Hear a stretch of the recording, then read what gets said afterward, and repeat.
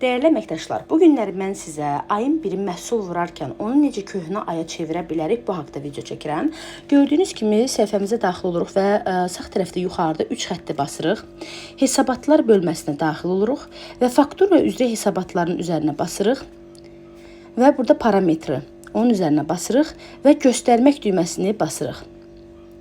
Gördüyünüz kimi son vurulan məhsullar ayın 1-i 7-ci ay 2025 göstərir burada və fakturanın üzərinə basırıq, nömrənin üzərinə basırıq və gəlirik aşağı.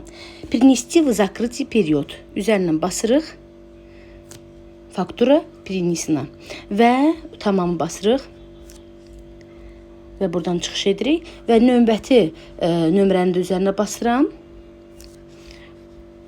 Burada görürsünüz, gördüyünüz kimi heç nə görsənmir. Və baxırıq ayın deməli çevrilməsinə, yeniləmə eləyirik. Faktura yeni də parametrin üzərinə basırıq və göstərmə üzərinə basırıq.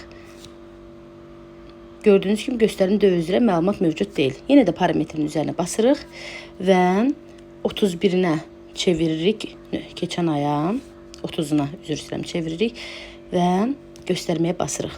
Gördüyünüz kimi faktura artıq köhnə aydadır. Baxın, ayın 1-i vurulan faktura artıq köhnə aya keçib.